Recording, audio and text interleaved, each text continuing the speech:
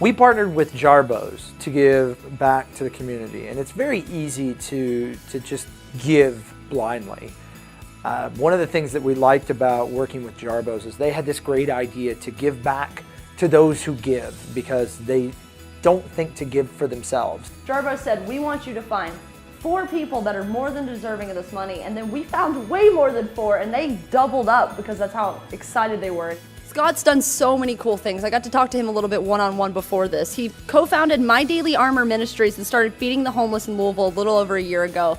He goes out of his way. He's even gotten a giant grill and purchased it and brought it to do cookouts for homeless people in the area. So it's incredible that he does that. The story that actually kind of hit me the hardest was one of our extraordinary people had recently quit her job in order to do what she was passionate about, her chosen charity, full time. And she was really concerned that she wasn't going to be able to have the resources to get that off the ground and survive in the startup process. So when she found out she was one of the people who was going to receive the award, she was immediately relieved, and it was really exciting that she was going to be able to do that. He sponsored a celebration of life dinner in November 2014 for homeless children and their families. He and his wife, Terry, have obtained temporary custody for many children, giving them a better life, many of whom would otherwise be homeless.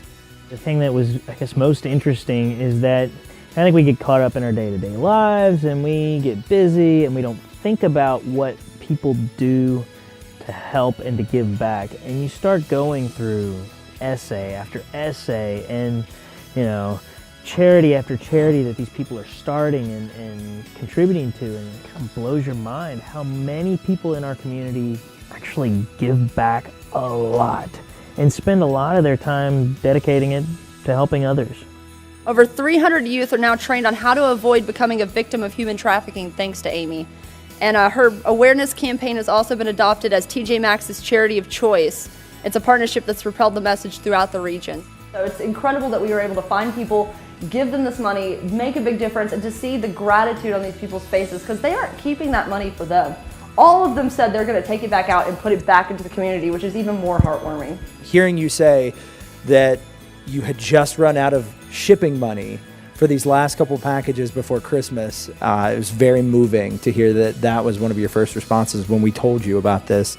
This is such a great community, and you hear from communities when things happen and people come together, you hear a lot of the phrase, we take care of our own. Here in Kentuckiana, we take care of everyone, and I think that's a big difference for this community. It's not just the people on my street, it's the people on the other side of town, it's the people on the other side of the world. If they're able to make a difference and that cause has touched them, there are people that will step up.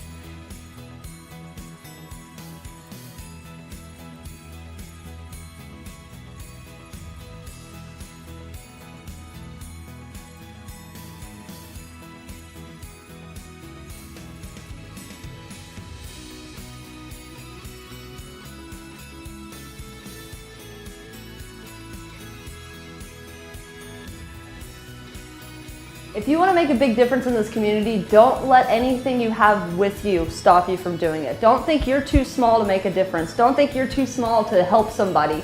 Even just as small as going out there and paying it forward when you go to McDonald's and paying for the person behind you in line, or going out when you see someone homeless downtown, giving them your leftovers from your meal or buying them a meal. It doesn't take a lot of money or a lot of people to make a big difference. It's those kind, small actions of just letting someone know that you're a fellow human, you see them there, and you appreciate them. I think that does so much more than anything anyone could ever possibly do.